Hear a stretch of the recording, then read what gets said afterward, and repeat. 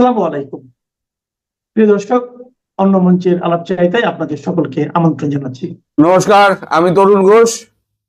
আপনারা সবাই হয়তো ভাবছেন পরবর্তী কি, বিএনপি তো জিতলো, আমাদের সেনাপ্রধান দ্বিবেদী সাহেব তাকে ফোন করে চরম ধমক দিয়েছেন যে আপনি যদি এইভাবে কাজ করতে থাকেন তাহলে ভারত আপনাকে তুলে আনতে 8 ঘন্টার বেশি সময় নেবে না। 8 ঘন্টা লাগবে আপনাকে তুলে আনতে। আপনি ভারতের কথা শুনে কাজ করুন, যেরকম বলা হয়েছিল সেই অনুযায়ী কথা বলুন, চলুন।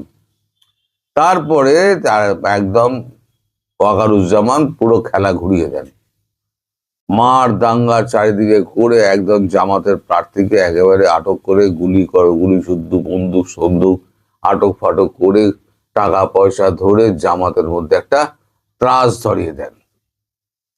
এইদিকে আপনার আওয়ামী লীগ কর্মীরা তো ঘরের মধ্যে বন্দি, তার মধ্যে যতটা ইঞ্জিনিয়ারিং করা সম্ভব, রিগিং করা সম্ভব সব তো করে নিয়েছে। এখন হিসেব অনুযায়ী যদি অফিসিয়াল হিসেব ধরেন তাহলে 14%-এর বেশি ভোট পড়েনি। 14%, বাকিটা সব ভেজাল। আর বিএনপি ঘরে পুরো ভোটটা পড়েছে। হ্যাঁ, কিছু ভোট এরকম খবর আছে, কিছু ভোট আওয়ামী লীগেরও রয়েছে, যারা বিএনপির মানে এর তলায় আশ্বাসে বেঁচে আছেন যে আমরা তোমাদেরকে দেখব, তোমরা আমাদের সঙ্গে থাকো। তারা কিছু কিছু গিয়েছেন, এমন খবরও আছে। এখন ব্যাপার হচ্ছে, এই সকালবেলা আমি ভিডিওটা করতে বসলাম কেন, এখন ঘড়িতে বাজে 9টা। এই খবরটা হচ্ছে নিঃশব্দে অজিত দোভাল খেলে দিলেন এবং কালকে রাত্রিবেলা প্রধানমন্ত্রী নরেন্দ্র মোদী শেখ হাসিনাকে শুভেচ্ছা পাঠিয়েছেন, শুভেচ্ছা বার্তা পাঠিয়েছেন, মানে ফোন করে শুভেচ্ছা ফোনালাপ হয়েছে এবং জিজ্ঞেস করেছেন দিদি আপনি কবে ফিরতে চান। এর মধ্যে নিহিত আছে এক গুরু তত্ত্ব, কবে ফিরতে চান। অর্থাৎ এবার আপনারা মনে করুন, পেছন দিকের ইতিহাস মনে করুন, যখন আমাদের তারেক জিয়ার মা যখন মারা গেলেন, তখন কিন্তু আমরা কিন্তু রাষ্ট্রদূতের হাত থেকে হাত দিয়ে কোন রকম শোক বার্তা পাঠায়নি। গিয়েছিলেন কে? স্বয়ং জয়শঙ্কর। তিনি গিয়ে আলাদা তারেক রহমানের সঙ্গে মিটিং করেছিলেন এবং সেখানেই ঠিক হয়েছিল যে তারেক রহমান ক্ষমতায় বসবেন, ক্ষমতায় বসে তিনি এই যে আওয়ামী লীগের এই যে মানে আওয়ামী লীগকে নির্বাসনে পাঠানো এই যে সরকারি অর্ডারটা, সেটা উনি খারিজ করবেন। প্রথম ধাপ হচ্ছে এইটা, অর্থাৎ আওয়ামী লীগ তার উপর থেকে সমস্ত মামলা তুলে নেওয়া হলো, আওয়ামী লীগের নির্বাসন প্রত্যাহার করে নেওয়া হলো সরকারিভাবে। তারেকের সমস্ত মামলা তো অনেক এই হয়ে গেছে, অর্থাৎ আওয়ামী লীগের সঙ্গে একটা বোঝাপড়া একটা ভারত করাচ্ছে। এইবার আওয়ামী লীগ নেত্রী ভারত বাংলাদেশে ফিরবেন। তাই নরেন্দ্র মোদী বলেছেন আপনি কবে ফিরতে চান, সেই অনুযায়ী তারেক রহমানের সঙ্গে কথাবার্তা হবে।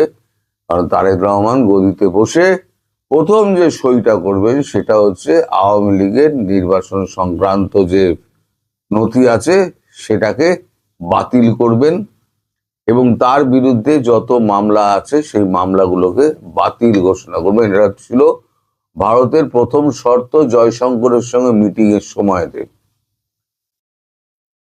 এবার সেই শর্ত অনুযায়ী কাজ হচ্ছিল, কিন্তু পরবর্তীকালে তারেক রহমান জয়শঙ্করকে ফোন করে জানান পরশু দিনকে যে জামাত যেভাবে অত্যাচার করছে এবং যেভাবে ক্যাম্পেইন করছে সরকারি এতে ইউনূস কাজে লাগিয়ে জামাতকে ক্ষমতায় আনার চেষ্টা করছেন, সেখানে তো আপনাদের সঙ্গে কথা বললেও আমরা কিন্তু ক্ষমতায় যেতে পারবো না, সেক্ষেত্রে আমরা কি করব? তারপরে কথা হয় অজিত দোভালের সঙ্গে। তারপর অজিত দোভালের বুদ্ধিতে হবে বা কিছু একটা হবে, আমাদের সেনাপ্রধান তারপরে ফোন করে চমকান হচ্ছে এই ওয়াকারুজ্জামানকে। ওয়াকারুজ্জামান বেসিক্যালি কিন্তু ভীতু মানুষ, সবসময় নিজে একটু বাঁচিয়ে চলেন, নিজের পেছনে বাটামটা যাতে না পড়ে সেই জন্য বাঁচিয়ে চলেন। ওয়াকারুজ্জামানের কাছে কাছে যখন এই ধমকটা গেল, তখন ওয়াকারুজ্জামান দেখলো আমি তো বিপদে পড়ে যাব। ভারতের কথা যদি শোনেন, সেনাপ্রধান বলেছেন ভারতের কথা যদি শোনেন তাহলে আপনি প্রাণে বেঁচে যাবেন এবং দেশেও থাকবেন, আর আপনি যদি বিদেশে যেতে চান সেটা আপনার ইচ্ছা, কিন্তু আপনার গায়ে কেউ হাত দেবে না। আর যদি আপনি তার অন্যথা করেন তাহলে আপনাকে তুলে আনতে আমাদের আধ ঘন্টা সময় লাগবে না, আধ ঘন্টা সময় লাগবে না আপনাকে তুলে আনতে, আপনি যেখানেই থাকুন, আমরা সব জানি। তারপরে এখন টনক নড়ে, তারপরে তো ওই কাণ্ড হয়। আপনাদের অনেকের মনেই প্রশ্ন ছিল, আমি গতকালকে ভিডিও যেটা করেছি সেখানে শেখ হাসিনার যে বার্তা আমি দিয়েছি সেখানে আপনারা সবাই লিখেছেন যে পরবর্তী কি। পরবর্তী হচ্ছে এইটা যে প্রথম ধাপে শেখ হাসিনা এই আওয়ামী লীগকে নির্বাসিত করা, সেই আদেশটাকে খাল্লাস করে দেওয়া। দ্বিতীয় হচ্ছে আওয়ামী লীগ নেত্রীর বিরুদ্ধে সমস্ত মামলা প্রত্যাহার করা, মানে বাতিল করা। এবং তৃতীয় হচ্ছে নিরপরাধ যত আওয়ামী লীগ কর্মী রয়েছেন, সাংবাদিক রয়েছেন, বুদ্ধিজীবী রয়েছেন, লেখক রয়েছেন, তাদের সমস্ত মামলা থেকে বেকসুর খালাস করে দিতে হবে। কোনো জামিন নয়, বেকসুর খালাস করে দিতে হবে। এগুলো কিন্তু শর্তের মধ্যে রয়েছে।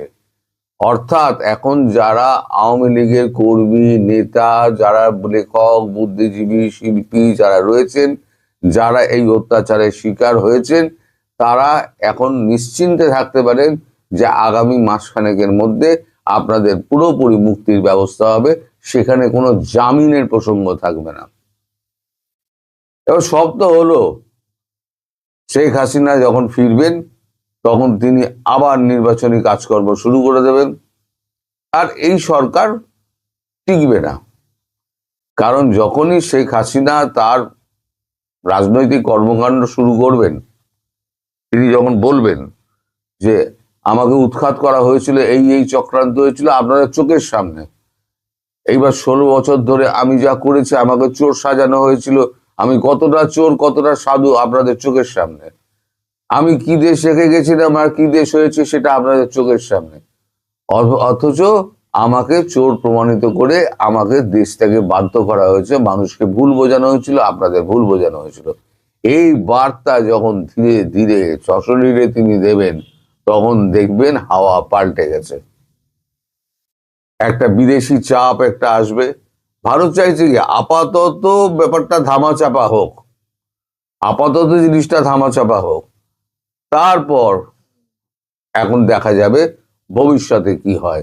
আন্তর্জাতিক মহল থেকে একটা চাপ সৃষ্টি করে তখন একটা ফ্রি অ্যান্ড ফেয়ার ইলেকশন, মানে অন্তর্ভুক্তিমূলক এবং অংশগ্রহণমূলক যে নির্বাচন যেটা হয়নি, সেই নির্বাচনটা করতে হবে আওয়ামী লীগকে রেখে, জাতীয় পার্টিকে রেখে, এবং আর যত দল আছে সমস্ত দলকে রেখে সেই নির্বাচন করতে হবে।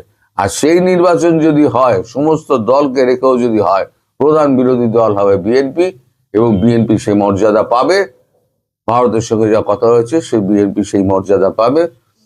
আর যদি যৌথভাবে তারা কোনো রকম সরকার গড়ে বিএনপি এবং আওয়ামী লীগ, তাহলে হয়তো উপপ্রধানমন্ত্রী হতে পারেন তারেক জিয়া। অঙ্কে এমনও রয়েছে, উপপ্রধানমন্ত্রী হতে পারেন তারেক জিয়া। এখন পুরোটাই হচ্ছে ভাসমান। এই যে আমি যেটা বলছি আপনারা কোনোটাই ধরে নেবেন না যে এটাই হচ্ছে, এটা পুরোটাই হচ্ছে ভাসমান। কোনটা হবে কোনটা হবে না এটা আমি এখন আপনাদের বলছি বটে, এটা অনেক স্পেকুলেশন আছে। কখনো ধরে নেবেন না, আবার ভবিষ্যতে বলবেন না আপনি তো বলেছিলেন, তো হলো না। এগুলো হচ্ছে স্পেকুলেশন, কূটনৈতিক মহলের স্পেকুলেশন। যে স্পেকুলেশনের কথাটা আমি আপনাদেরকে বলছি, অনেক কিছুই করতে পারে। এটা আবার উল্টোও করতে পারে, সম্পূর্ণ উল্টো করতে পারে, তখন আবার অন্য ব্যবস্থা হবে। তো এখন আপনাদের যেটা এরকম প্রাথমিক জিজ্ঞাসা ছিল সেটা হচ্ছে শেখ হাসিনা কবে ফিরছেন। শেখ হাসিনা খুব শীঘ্রই ফিরবেন। আমার সঙ্গে তার কোনো কথাবার্তা হয়নি, কিন্তু আমি কূটনৈতিক মহল থেকে যেটা জানতে পেরেছি, প্রধানমন্ত্রী মোদীজির সঙ্গে কথা হয়েছে, প্রধানমন্ত্রী মোদী জিজ্ঞেস করেছেন দিদি আপনি কবে ফিরতে চান, উনি বলেছেন আমি যত শীঘ্র সম্ভব ফিরতে চাই, আপনারা ব্যবস্থা করুন। আমি কোনো সময় ভাবিনি যে আমার যিনি প্রতিদ্বন্দ্বিতা করছে সেটা ভিন্ন কথা, কিন্তু যে দলটি আমার সাথে প্রতিদ্বন্দ্বিতা করছে বাংলাদেশে একমাত্র আমি বোধহয় এক ব্যক্তি যে হাজার হাজার মানুষের সামনে শেষ মিটিং এ দাঁড়িয়ে বলছি যে এইখানে আমি একটা রেফারেন্ডাম করতে আসছি আমার এলাকাতে, আমার ভোটটা হবে রেফারেন্ডাম। যারা মুক্তিযুদ্ধ চাও, যারা মনে করো ৭১ সঠিক ছিল, কারা কারা মনে করেন হাত তুলে দেখান। তখন সব মানুষ হাত তুলছে। আমি বলছি যারা রাজাকারকে চাও আর মনে করো মুক্তিযুদ্ধ ভুল ছিল, তারা হাত তুলেন। কেউ হাত তুলে নাই। আমি বললাম এই জায়গাটাতেই আমার ইলেকশন, মুক্তিযুদ্ধের পক্ষ এবং বিপক্ষ শক্তির ইলেকশন হচ্ছে আমার এলাকাতে। অন্তত আমি কোনো ফাও কথা, ফাঁকি কথা, অর্ধ সত্য কথা বলি না, আমি রিয়েল সত্য বলি। এখন বাংলাদেশের মুক্তিযুদ্ধই কঠিন পরীক্ষার সম্মুখীন, এবং রাজাকার এবং তাদের অধস্তন শক্তি, পরবর্তী শক্তিরাই এই দেশের ক্ষমতা দখল করে আছে এবং ইতিহাসটাকে উল্টে দেওয়ার চেষ্টা করছে। তার বিরুদ্ধে আমি যুদ্ধ করে পাশ করেছি। এই কথাই আমি দিচ্ছি, বাংলাদেশের মুক্তিযুদ্ধের জন্য পার্লামেন্টে প্রথম দিন যে কথা আমি বলবো, আমি সমস্ত সত্য কথা বলবো। আমি কাউকে ট্যাক্স দেই না। আমার এলাকার মানুষ মুক্তিযুদ্ধের উপরে ভোট দিয়েছে, সেই রেফারেন্ডামের উপর আমি কথা বলবো। এটা এক। দুই হলো, আমি আপনাকে বলেছিলাম যে একটা সেন্টারও কেউ পাস করবে না। আপনি জানেন আমার এলাকায় ১৫০টা সেন্টার। আমি এই কথাটা রক্ষা করতে পারি নাই। আমার থানার 55 সেন্টার, এটাতে আমি সবগুলোতে পাস করছি ১৫০ সেন্টারের মধ্যে। অষ্টগ্রামের ৫৪টা সেন্টারের মধ্যে অ্যাক্সিডেন্টলি একটা সেন্টার বোধহয় সামান্য ভোট আমার কম হয়ে গেছে, ৫৩টাতেই জিতছি। আর মধ্যের যে থানাটা আছে আপনার বোধহয় জানা আছে, এখানে একজন মহামানব আছেন। সেই মহামানবরাই আওয়ামী লীগকে ডুবাইছে, বঙ্গবন্ধুকে ডুবাইছে, মুক্তিযুদ্ধকে ডুবাইছে। মহামানবের নাম হলো সাবেক রাষ্ট্রপতি আব্দুল হামিদ। উনার ইঙ্গিত বলবো না কি বলবো, বা উনার মানে ইচ্ছাতেই উনার থানাতে আমি ৩টা সেন্টারে আমার উনার সেন্টার আছে ৪১টা, ৩টা সেন্টারে আমার কিছু ভোট কম হয়েছে। অন্য ৩৯টা সেন্টার, ৩৮টা সেন্টারে আমি জিতছি। অর্থাৎ ৪টা সেন্টার আমার বাইরে গেছে, আর সব সেন্টারে আমি জিতছি ১৫০টা সেন্টারের মধ্যে। এক। ২ নম্বর, আপনারা যখন বলতে লাগলেন যে জামাত এই দেশের ক্ষমতা দখল করে ফেলবো, আমি তখন কিন্তু বললাম জামাত যদি এই দেশে ক্ষমতা দখল করে আমি এই দেশে থাকবো না। আমি জনসভা করে বলছি আমি দেশ ছেড়ে চলে যাব। রাজাকারের এত শক্তি হয় না এখনো বাংলাদেশে যে ক্ষমতা দখল করে ফেলবো ভোটের মাধ্যমে। আমি আপনাকে বলি, যদি জামাতের পক্ষে চক্রান্তকারী শক্তি না থাকতো সরকার সহ, তাহলে জামাতের সিট ২০টার চেয়ে কম হইতো। আমি খুব ক্লিয়ারলি বলছি, এবং আমার বিরুদ্ধে চক্রান্ত হলে আমার ভোট আরো ৫০ থেকে ৬০,০০০ বেশি হইতো। কিন্তু আমার বিরুদ্ধে যে চক্রান্ত, অর্থ, লাঠি শক্তি এবং চক্রান্তের শক্তি, ৩টা শক্তি আমার বিরুদ্ধে কাজ করেছে। আমার ধারণা তারেক রহমানের নেতৃত্বে এখন বাংলাদেশ এমন যা একদিকে যাবে যে দিকটা ইউনূস সাহেবের বিপরীত, যত কথাই তারা বলুক। কারণ ইউনূস সাহেবের গত 18 মাসের যে কুকর্ম, অপকর্ম, এটার সঙ্গে যদি আমাদের মাথা মেলাতে হয়, আমার মনে হয় না এটা খুব ভালো ফল বয়ে আনবে বাঙালি জাতির জন্য। আমি আপনাকে খুব ক্লিয়ারলি বলি, আমি আগেই বলছি, আমি সব সত্য কথা বলি, অর্ধ সত্য বলি না, মিথ্যা তো বলি না। আমি সত্য কথাগুলো বলবো গত 18 মাসে কি হয়েছে 5ই আগস্টের পরে, এবং যারা এই দেশের রাষ্ট্র ক্ষমতা 5ই আগস্টের পরে চালিয়েছে, তাদের যে অপকর্ম, ওই যে অপকীর্তি, তাদের যে দুর্নীতি, তাদের যে দেশ বিক্রির যে একটা প্রবণতা, এবং বন্ধুকে শত্রু বানানোর যে প্রবণতা, এবং এটা যে একটা মিনি পাকিস্তান বানানোর জন্য তাদের যে চক্রান্ত, এই সবগুলোর ব্যাপারে প্রশ্ন কিন্তু তুলে ধরবই। কিন্তু আমি একা তো আর পাশ করতে পারবো না, পাশ করবে আমার দল, মেজরিটি পার্টি। আমি বলেছিলাম, আপনার মনে আছে কিনা, যে ট্রুথ উপরে আমি বলছিলাম এইভাবে, হ্যাঁ, 3-8-24 240টা সিট বিএনপি পাবে। পরে বলছিলাম যে 8-10টা সিট এদিক সেদিক হইতে পারে, অবশ্যই 2/3 মেজরিটি পাবে। আজকে ইলেকশন হইছে, আপনারা যখন সমস্ত সাংবাদিকরা, আপনাকে আমি খুব বিরক্ত হয়ে বলছি, বাবা এই সব কথা কেন বল, যে এই যে এই জামাত পাস করে ফেলতেছে। আরে এই দেশের মানুষ এত পাগল হইছে, এত পাগল, এই দেশে এখনো 1 লাখের উপরে মুক্তিযোদ্ধা জীবিত আছে, ফজলুর রহমানদের মতো অধম মানুষেরা জীবিত আছে, রাজাকাররা ক্ষমতায় আইসা পড়বে, এটা তো হয় না। তবে আমার কাছে মনে হয়েছে যে the role of leadership of Awami League was not correct এই ইলেকশনের ব্যাপারে। আপনাকে বলি, এইখানে 60,000 আমাদের হিন্দু বন্ধুদের ভোট আছে, এর মাঝে যদি 40,000 কাস্ট হয়ে থাকে, আমি 40,000 ভোট কাস্ট হয়ে থাকলে আমি 39,000 39,500 ভোট পাইছি তাদের। 500 ভোট হয়তো ভুলে টুলে যাইতে পারে, মেয়েরা সিল দিতে পারে না, কিন্তু সব ভোট আমার হয়েছে। এটা আপনি বোধহয় বুঝতে পারছেন, বা আপনার জানা থাকার কথা। এর কারণ হলো, তারা মনে করে ফজলুর রহমান যদি এই এলাকার এমপি হয় এবং দেশের পার্লামেন্টে কথা বলতে পারে, তাইলে এই দেশে হিন্দু বলতে যাদেরকে বলা হয়, অথচ একদিন কিন্তু আমরা হিন্দু, মুসলমান, বৌদ্ধ কি খ্রিস্টান, আমরা কিন্তু বাঙালি জাতিসত্তা হিসাবে বসবাস করার জন্য এই রাষ্ট্রটা তৈরি করেছিলাম। তুমি কে আমি কে, বাঙালি বাঙালি। মুক্তিযুদ্ধের প্রথম কথাটাই কিন্তু 6 দফাতে এইটা এসেছিল, 6 দফার পরে 66 সনে।